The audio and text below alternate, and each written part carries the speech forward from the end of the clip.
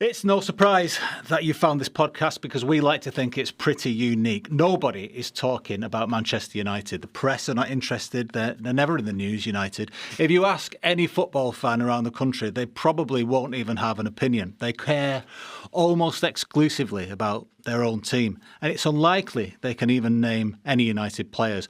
But we can, and we're going to do just that because in this room is a combined 24 decades of going to the match. And as you can imagine, we have seen lots of lads who enjoy a row. And that's where we're going to start because, Roy, you just missed out on Frank Barson, didn't you, in your United watching Harry days? Stafford was one of my favourites. You've come up with a combustible five-a-side team of ex-Manchester United players. Yeah. Well, the first format should be that they've all been sent off. Right, that was your criteria when deciding this. Criteria. Right, okay. So I assume five-a-side, you've got to have a goalie. So Harry Gregg was very combustible. He liked his opinion and he'd pick a row with anybody, would Harry. I'll come back to him again in a minute. Nobby is like El Assassin, but he also was a really, really good footballer, Nobby Styles. But he didn't take no for an answer. I mean, he's standing up there with his teeth out. And Keano, well, irreplaceable in a way as a footballer. And then Cantona and Law. And I've been going now, because I'm going to go to Fiorentina. I don't normally go now, but I am going next week against Fiorentina.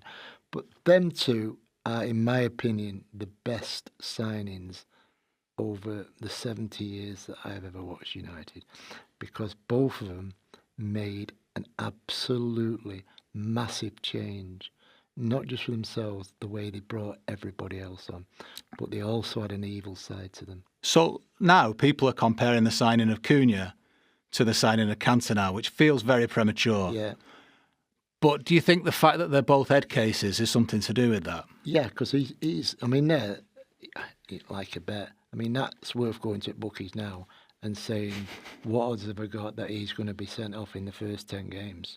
Because, he is, what he did to that Ipswich coach and things such as that. Yeah. If it's a bad day and it's raining and someone calls him something, you can see him turning around and doing it. But Eric, of course, Eric was a sublime footballer, but he needed managing, didn't he? And that was the thing. So, Law was, again, he's no weight on him, was he, Dennis Law? I mean, but he just, again, he didn't take no... He got himself fattened up over Christmas, though, after getting sent off, didn't he? Yeah, he got sent off. And in those days, they just picked like a 6-week ban, and didn't matter how many games you had, you might have 3 midweek games, and he missed them all.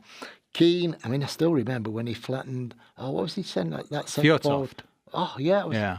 I was in the, I still call it the paddock there, but I mean, he just swung round. What a cracking punch that was when he dropped. Better than the one he didn't land on Shearer. And then, of course, there was Ireland's dad when. I mean, that's just out of the world, isn't it, really, what he did? I was furious about that. I was absolutely furious with the Haaland one. Still makes me mad. What, that it was a red? Well, no. He did it. I agree that he did it. We could have lost a derby. But on the strength of that against a really, really crap City side, and we should have been putting 4 or 5 on them that day. And he did that, and I think we hung on for 1-0, 2-1, I don't know. But it really annoyed me because I don't know. But, as funny as it is seeing Haaland do a backflip, front flip, it's, I don't know, it just wound me up on the day. I always remember a picture of Harry Gregg. I was at the game when he got sent off against Blackburn, and he sat on the sideline like this, and you're thinking he's going to have a go at the referee when he comes off. You could just imagine him. He was that blazing about it because in them days they didn't get escorted up the tunnel and everything. You could see he was fuming. He was just on his haunches on the sideline, and he'd been sent off like. But I think that's the thing. All of those players were true greats as well, and they contributed so much to Manchester United. But how often would Norbert Stiles get sent off in today's game? Because in the '68 European Cup final, Pat Crerand said he should have been arrested. I think the semi-final was the one there, because when they were played at Madrid, no televisions, And Imancio, the inside right, was a little bit a cocky sod. And of course, the game's up there, and Nobby's just turned around. Mancio's lying flat on the ground. There's no cameras or anything. What's happened to him? As he fell down a hole, what's happened? And Nobby was, well, he's the one off. Man, Paddy Creran, crikey. Creran, he could easily be in any of these. Yeah.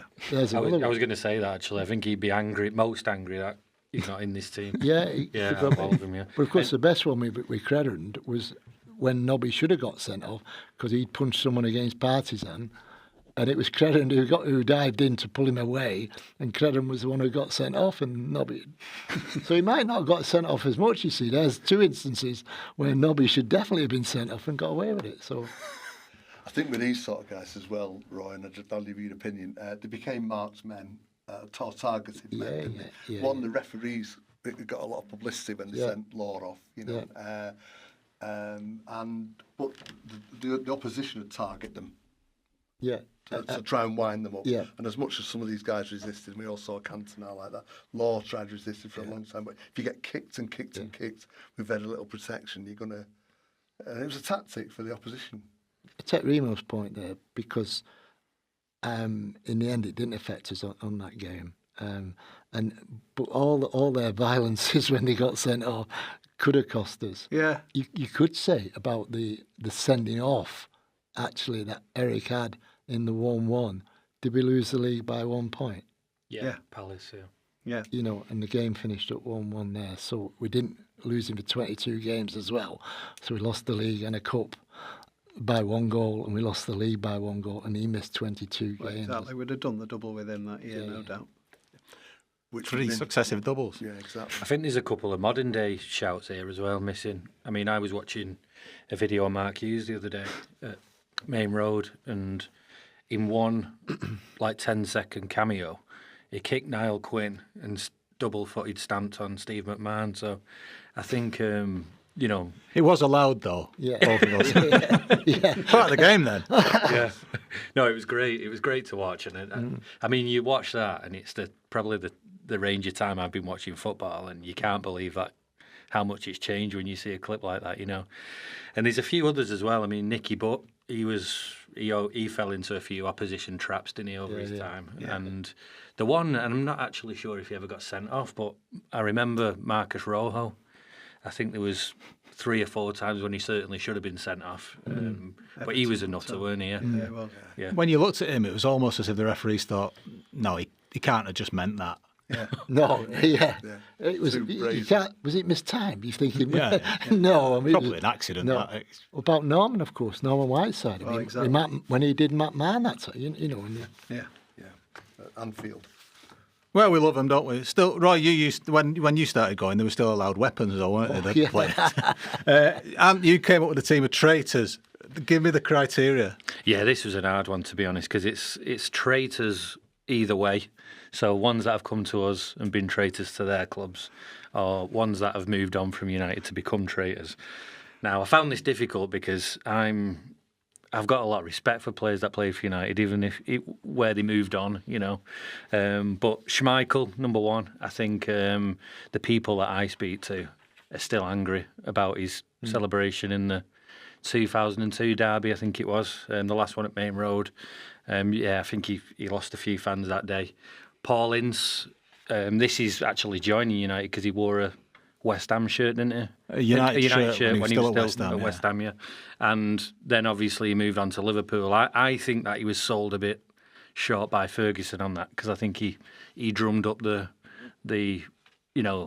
I wouldn't say hatred, but dislike towards him. And Ince wanted to come back. Yeah, he did. I think Ince had it written into his Inter contract that United had first dibs. Yeah, absolutely. So I feel a bit again for Paul Ince. Cantona, I mean, it doesn't get much. There was a lot from Leeds actually, but Cantona was probably the one that wound them up the most. Suffered the most. Yeah, they didn't let it show. Yeah, we had obviously Alan Smith, Rio Ferdinand from there, Gordon McQueen. There's loads from Leeds that you can think of, and Tevez. I mean, I think United sold him a bit short because we bought Berbatov instead rather than keeping him. So he had to leave really, and then he didn't have to join City though. So there's a bit worrying that, but yeah, I don't think he deserved the stick he got, to be honest. And then what have you put him in for then? Yeah, my biggest one, Michael Owen. You'll see here that Michael Owen, you can't see his full name on this shot because he's away celebrating around the back. That goal in the derby. Yeah, I'm not sure there's a football fan in Manchester or Liverpool that actually likes him, and that's a bit of a problem for him, isn't it? Because or Newcastle. Yeah, or Newcastle, yeah. And, or Real Madrid. Or any of the viewers to TNT Sport. Yeah. But, I mean, with him, he left Liverpool on a free, didn't he? Which, never goes down well after they brought him up. Then he eventually gets to United, and it just never sat right, did it, in playing for United? Not for me, anyway, but... Well, he scored a goal at Barnsley away, and the United end celebrated that goal with chants of "You Scouse bastard" for about 5 minutes. Yeah. And he took it in the heart. It kind of became a rapport, that winner against City, though, 4-3. I'd forgive him murder. Forgive him most things for that, wouldn't you? Yeah. Didn't he get a hat-trick at Wolfsburg as well? Yes, he did. Yeah. Or at home, I can't. No, it was away. Didn't Obertan set one or two of those? Yeah. No, but I don't know if people have got others, but I suppose my 5... Well, Van Persie just misses out, doesn't he? Yeah, because, I mean, it's Arsenal, isn't it? You just don't think the same as like Leeds. It's a bit of a one-way rivalry, isn't it? Yeah. They were wounded by all that, and they were selling all their players. United fans don't really care about Arsenal. Yeah. It was his quote, wasn't it, about the little boy in him? Yeah. Which, unfortunately phrased, but you knew what he meant. Effectively, he would have come to United at any point in his career, was kind of what he was saying. And I think it still galls Arsenal fans that, which is nice. And they had to applaud him onto pitch, didn't they? Because we won when they won the league. You're right. How do you feel about the Tevez-Ince relationships with United fans now? I remember the goal that Ince scored at Anfield for them, which made it 2-2 in '99 at Anfield. And Dennis Irwin was sent off. Yeah, Irwin had been sent off, and I genuinely thought when Ince got that, I was always negative, Nelly, but I thought that might ruin all of our hopes this season, and I would have quite happily throttled him. If it had been at the United end, I think I'd been on the pitch, but it was in front of the Kop, and it was although in the end you look back and think that was actually a great draw. God, the way he celebrated and everything. I would forgive him now. I think he's had quite a rough time, hasn't he, in life, I think, and... Careful, Remo. He's looking for a chauffeur. He's just been banned for driving for under the 12 months. There was a good player for United. Him. He was a great footballer. Yeah. There's a couple of there back in 77, 78. Sexton signed Jordan and McQueen from Leeds.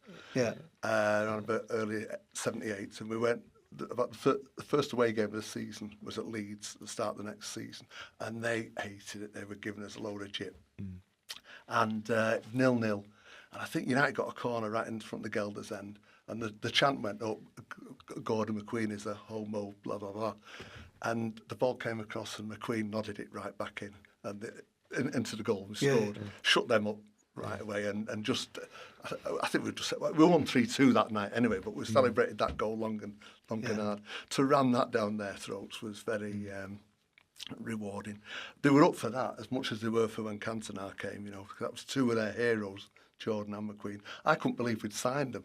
I thought the Football League would stop the signing going through because we were going to win the league now because we'd just sent the two best players in the country. A monopoly of football, yeah. Yeah. Sadly, it didn't happen. No. Is that another forfeit against Dave Saxton? No, Sexton made some good signings.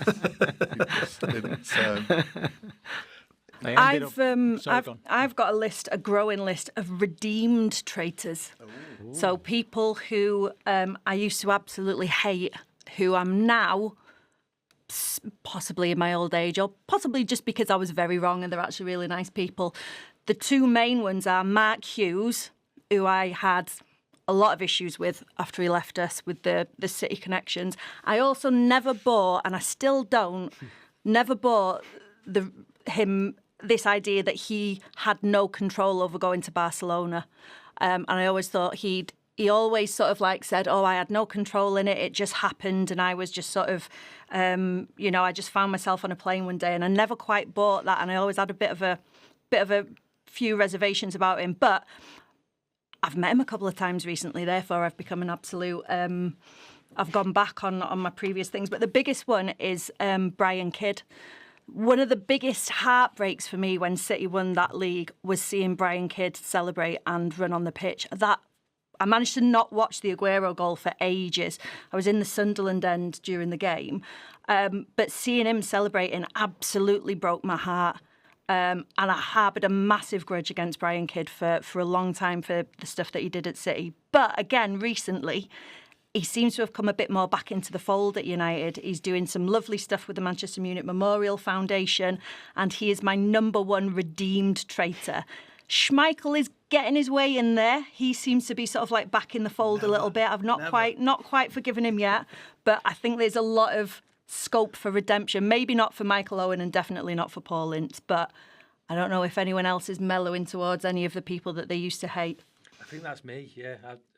I feel like I'm mellowing towards a lot of them because you start as time passes, you remember what they did for United more than anything, don't you? It does, yeah. I mean, I never hated Hughes. Even when he was at City, and he was just saying stuff that he was expected to say. And you've got to remember, a lot of them are playing to a slightly dickheaded crowd. He did go a bit native in some of the stuff he said. Exactly, but he's got to act up with that lot, hasn't he? It's like Carly says, he's really good company if you. The brief times I've met him, it's just. Yeah. Are we on about you still? Yeah. But don't forget, the press will love an ex-player to have a comment against United. They'd like it against any old player, but if it's United, because it'll sell space. But I do view it by if they've given it all for United and achieved some great stuff. And you mentioned Kidd over there, Carly. What he did as a young fella coming in and helping to win that European Cup. It'll be a hero forever, no matter what he does. Yeah. Judge it by what he did for United, But I mean, we had to forgive Matt Busby in the early days, didn't we? For going to Anfield. I read a good article about Hughes recently, and it was about his time at Barcelona in comparison to Lineker. Yeah. They were talking about Lineker, about he learned the language, put everything into it, and then got to Mark Hughes, and apparently he just sat sleeping in his house all day, eating cheese toasts and watching VHSs, and that was that was why he was never succeeded, apparently. I still do that now. Well, you do that, and also you come up with five-a-side teams yourself, don't you, Remo? Because it's great we've got a female producer on this show. You just heard Carly there. Keeping this in order, because Remo's come up with a team of Lotharimos. Yeah, I like that. Lotharimos. Casarimos. Let's rehearse that. Never. None of this sounds rehearsed, does it? Right, don't interrupt here, Carly. Right. So we're going back. I've tried to do one kind of from each era of since the start of maybe the pop idol United players, starting with George Best back in the 60s, 70s. So probably the original and the best in terms of dating Miss Worlds and all that. Going into the 70s with Gary Bailey, who'd be your goalie. That kind of archetypal 70s blonde, long blonde hair, Bjorn Borg, that kind of look, James Hunt. I never had him down as a Lothario, but you're older than me, so what do you know? Well, not a lot, but, I mean, he was a good-looking lad. He didn't get married till 1990. So I'm just judging by that basically he left United in 1987. So my thoughts are that he spent the 10-odd years he was in Manchester just with ladies. Who was that he was waving to in the 1979 Cup final? He was waving to someone. I wish I knew, Roy, but Christ. Could be anyone. Alan Sunderland. Yeah, that's the one. But having said that, he saved us in the 1983 Cup final, didn't he, when Smith should have scored, but he got down, saved that one. So Yeah, I'm throwing Bailey in because I had to find a goalie, and I was never going to put Schmeichel in because I don't think he's anyone's idea of a ladies' man. Lee Sharp, going back to the early 90s, he was a regular in the clubs that I used to frequent around South Manchester, Liberties in Sale, Cocoa Savannahs in Stockport. He got beaten up outside at least one of them by an irate group of Yorkshiremen. Possibly for taking one of the women off them, but he was unfortunate, Sharp, in that I suppose his footballing thunder was stolen by Ryan Giggs, who also stole much of his thunder with the ladies. But I've not included Giggs for obvious reasons in this 5.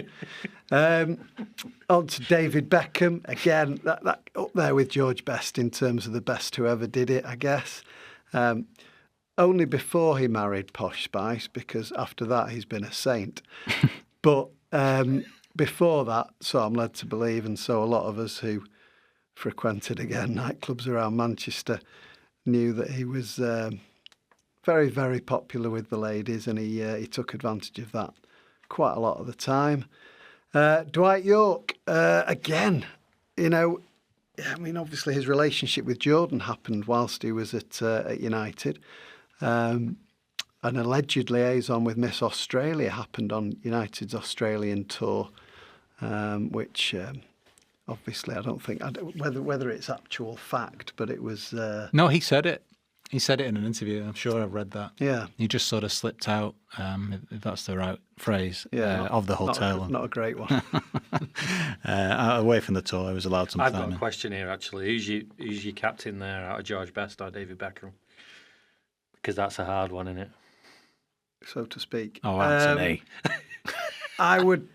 You'd probably go with Best as the original ladies' man. I think Beckham hid his light under a bushel, whereas Best played up to that image for such. I mean, and you two guys can probably say more about Best and his. But the whole fanfare. I know Beckham got it, but he got married to Posh relatively young in his career, and I think whereas Best just lived up to that. I'm not sure he did get married, but Bestie. Oh gosh, what can you say? I mean, another thing about Bestie, great footballer. The men loved him and the women loved him. Yeah, and so again, he could walk on water almost. I knew and quite. It was the first real big star, TV football star. You may have had Billy Wright before that, but Bestie, the fifth Beatle. He wasn't the fifth Beatle, probably bigger than the Beatles. But he's a good-looking fella. I knew him quite well. I mean, from 15, I used to go up bowling alley behind this the cricket ground. There used to be 10-pin bowling, 1962, blimey.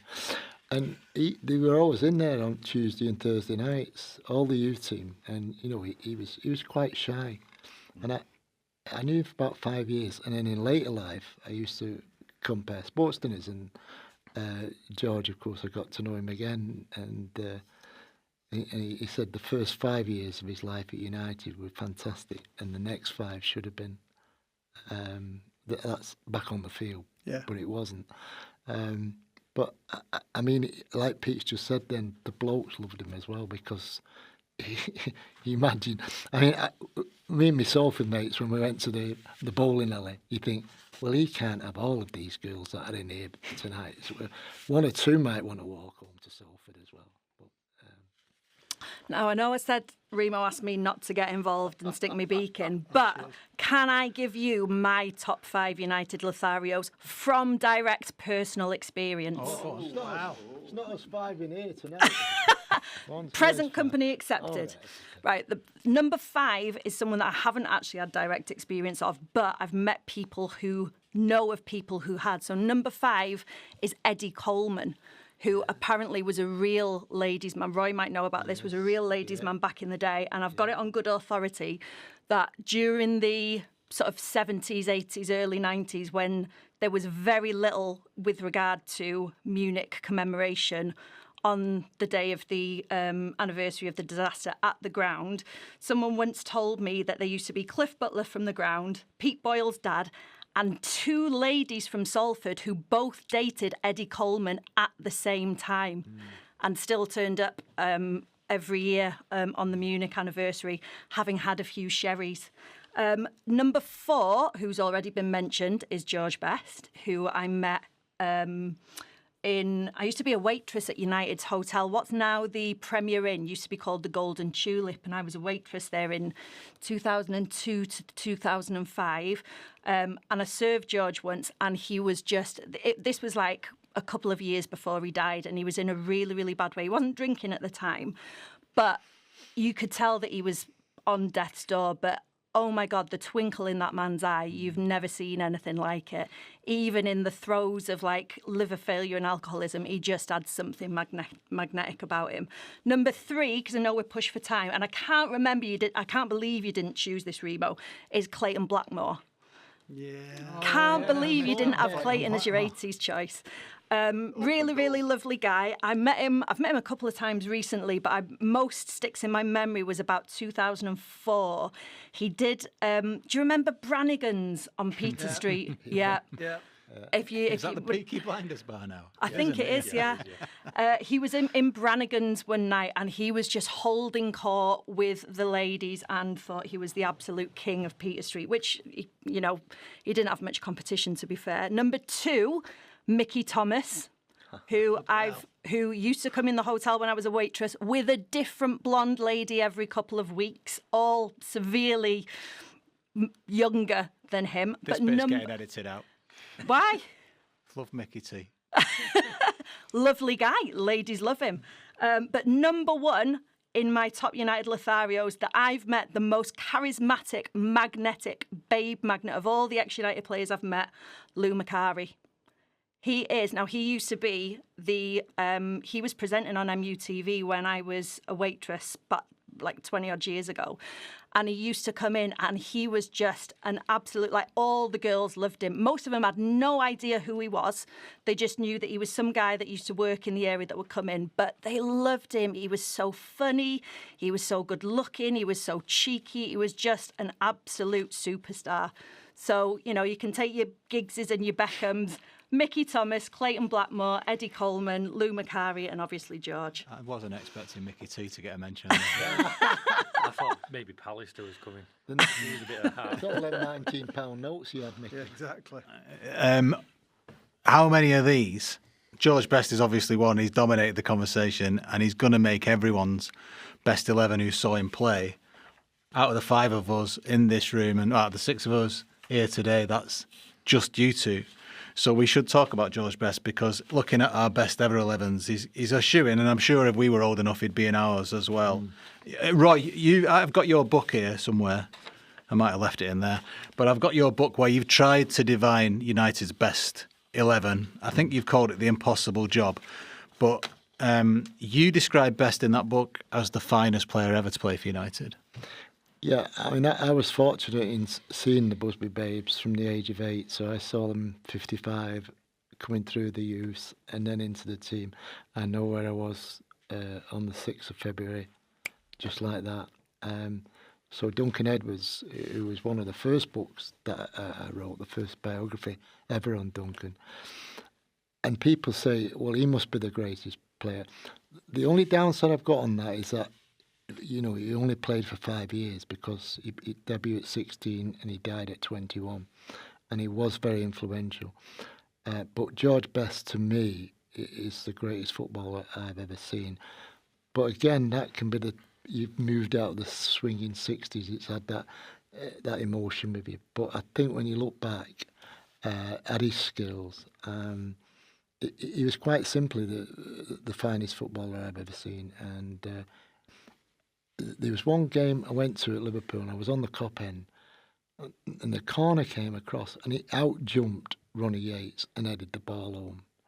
And, he could do anything, 2-footed, mesmeric with his dribbling, goal scorer, everything. He was without a shadow of doubt. And anyone who saw him, because that was the question, picking your best 11 that you've seen, he would be in your team somewhere. And of course he could play 7 or 11. So consequently, you could have him all over the show. Was he first name on your sheet as well, Pete? Yeah. I mean, I've got to confess, he's my all-time hero. I was fortunate enough to start going to Old Trafford about 63. But my dad wouldn't take me to the first team. I was too small. I was about 9 or whatever. And he said the crowds were too big, etc. But he took me to the youth team. And George Best was just coming through in that team, 63, 64. They won the Youth Cup. It was the last time they'd win it until the class of 92. But David Sadler was in that team, Jimmy Rimmer, Johnny Aston, quite a few players that went on to win the European Club. The Cup a few years later. But George Best just stood out. I mean, we know he finished too soon. His peak was probably 21 and he stopped playing for us at 26. Yeah. But he still played something like 470 odd games, I think, for United. Scored 179 goals. It's when Roy says the best football, I echo everything Roy said there. And it's hard sometimes to describe that magic touch. Carly did it very well when she talks about the sparkle in his eyes as being a good-looking fella. But he was twinkle toes on the pitch. His speed was incredible. His skill at dribbling was amazing. The archetypal footballer that had the ball tied to his boot, they used to say, was George Best. You couldn't get it off him. He was unplayable on his day. And it wasn't just some days, odd days. It was nearly every game. He rarely played and was off form. But he could score, he could pass. But so could Charlton, so could Law. But George Best just had a little bit of magic, that certain magic about him that fitted right into the United stage. Yeah. The Stretford end loved him. All four sides of the ground loved him, didn't they? He was just someone that just comes along probably once in a lifetime, maybe once in 50 years. United themselves, I think, caused his downfall because, as he said to me, he said, first 5 years, his debut in 1963, European Cup 68, and he's the best player in the world. He's just won the Ballon d'Or. He's 20, 21, 22. So my next 5 years should have been even better. Yeah. And of course, Matt went, had his fingers, Busby was an absolute legend to me, but he had his fingers on Wilf's coffers. And, Wilf reeled off the names that he wanted to sign.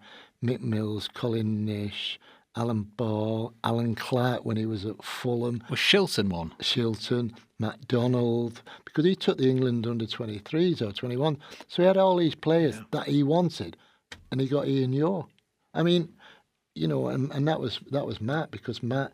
very tight with the purse strings. Very tight. But it also probably, when you look back, become tired then. So Matt was on the verge of retiring in 68. He'd won the European Cup, he'd climbed Everest. Yeah. He couldn't do any more to come back from what he did. Absolutely. But Roy's right, it went into decline. When I saw United win the European Cup in 68, I thought, this is great. And I was only 13. I thought, when I was a few years old, I'll watch United in Europe. I wanted to go to Benfica and Real Madrid, who they'd played. And these cathedrals of Europe. And we ended up at Orient, didn't we, Bristol Rovers and York City, only a couple of years later. He played some of his best football in those 3 months with O'Farrell, from the August to the Christmas, with 5 points clear. Yeah. And he, in fairness, Law and Charlton also were having a last hurrah, but Best was still relatively young there. And what was she called, that Irish actress that he buggered off to London to see? Sinead Cusack. Oh, that's right. God, I mean, that was it. And twinkle in Roy's eye now. Yeah. there's another one we can do about Roy and his trips to London. Just must say, I remember when Bestie, because he got into trouble a few times with his sendings off, didn't he? Yeah. But when he got sent off, he got banned for about a month in 1970. United won the first and second round, I think, of the cup ties that season. And then he got drawn against Northampton away. And because he'd won those games and the rest of the players were playing well, the press, nearly every paper, said Best shouldn't be allowed back in the team right away when his ban's over. And, it was Wilf McGuinness that was deciding, but he decided to put Bestie in the team. And he went to Northampton that day and he scored 6 goals out of the 8-2 win. I think only 2 players have scored 6 for United ever in a game. Yeah. There's a guy that got Harold Halse, was it? In the 1908 Cup. 1908 Charity Shield. Anyway. Well, look at Roy like he remembers it. Yeah. No. I feel like there's a bit of crowbarring going on in midfield. So, I mean, Pete, you've got Cantona in midfield, haven't you? How's that going to work?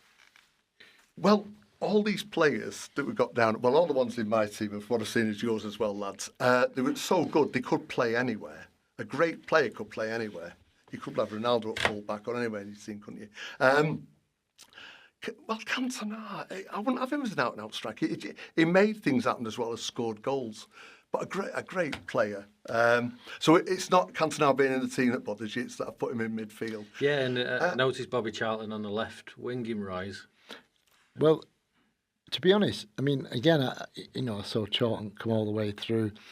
He used to play centre forward in the reserves, and all he did was shoot. And he scored loads and loads of goals. Then he morphed into an inside forward. But he wasn't, to me, the best two midfielders I've seen are Brian Robson and Edwards. And for some bizarre reason, I decided to go 4-2-4 on here, which looking at all your other lineups. But I've been going through, from 1878, and there was some weird lineups.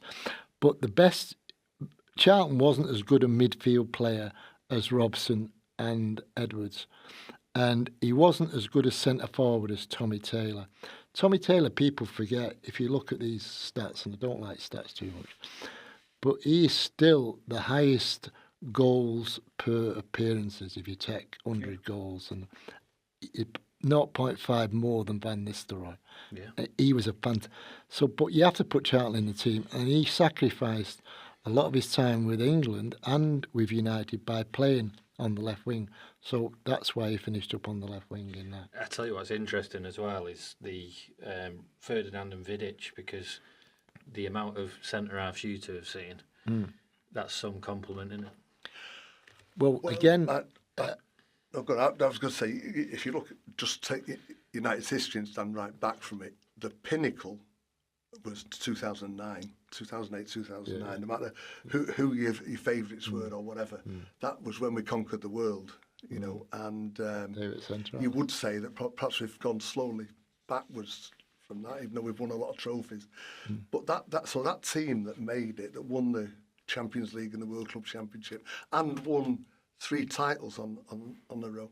It's a hard case to leave any of those guys out, but those two, I didn't put them together because they had to be a pairing, but I just think they're the best pairing I've seen at centre-backs, Roy.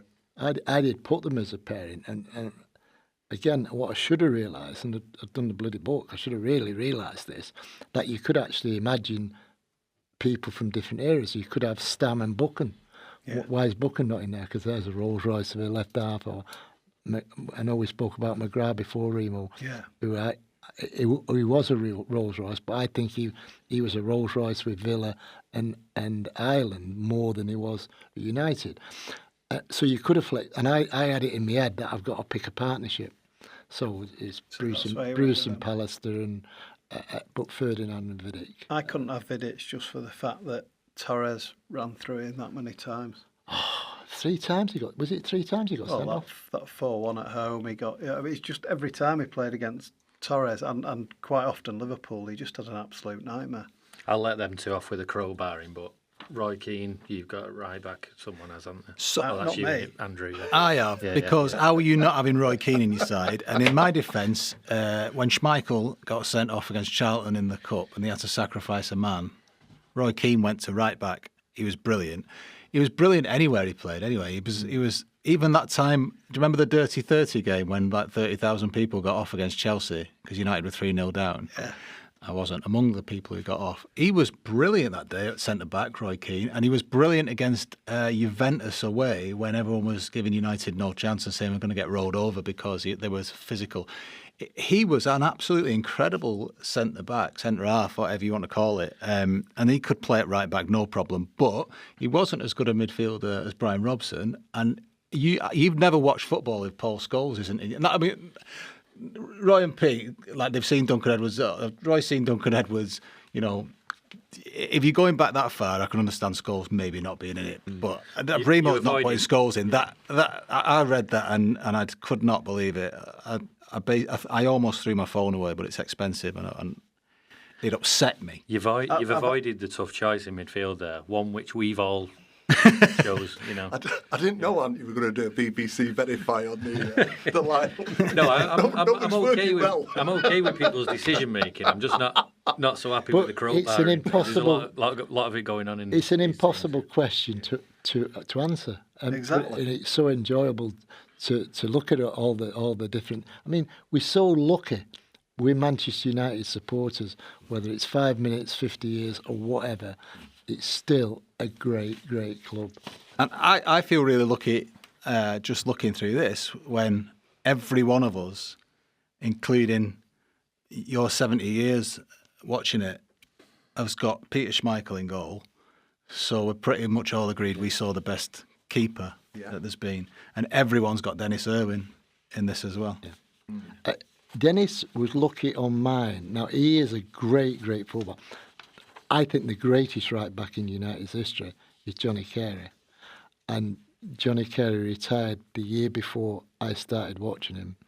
I then met him, I then wrote the book on him, and he was the greatest man I've ever met as a one-to-one in his house. And if you went back to 1983 when we played Arsenal away in the League Cup semi-final and we won 4-2, and I was at his house in Bramhall and we were drinking whiskey, and he said to me, and this is 1983, I was going to put the Irish accent on. Basically, don't do that. No. Basically, he said, don't want to get cancelled on the first episode. I can get a glass of whiskey. Yeah. Let me go and put the radio on and see how the boys are doing. And I thought, wow, here's a man who's been, other things after. I went to that house, Roy. In Bramhall? In Bramhall. Yeah. So lovely. My mum took me round because it wasn't a million miles from where we lived. And we went round and Mum introduced me. I'd have been 7 or 8 and said, this young man's a big Manchester United fan. And he waved us in and he sat me down and he told me stories about United. I had no idea what was going on. But he said he was, like you say, he was a gentleman. Oh, unbelievable. And when we'd finished, he said, is there anything else? And I said, have you got any nicer biscuits? That was all I can remember. He gave me rich tea, and I just couldn't be doing with that at all. Not United biscuits. No. I was lucky enough to live near David May. That says a lot about our upbringing. Did Macy give you any biscuit? Did you? God. On another podcast, I could tell you the story when I went to Alex Ferguson's house to give him a copy of my book. But that'll have to be another story. Yeah, and when I've got the bleeping machine working.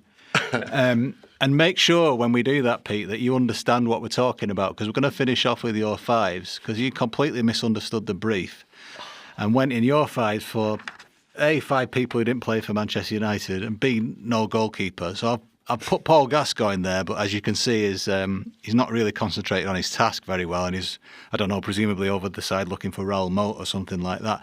Talk me through this. You're right to reveal me as an amateur, amongst other things. Always read the exam question, they used to say, didn't they, at school? Make sure you read the exam question. My only defence is I've been stuck on tickets for the last couple of days because my wife's got a ticket for Oasis at Wembley, and I've got to try and get there.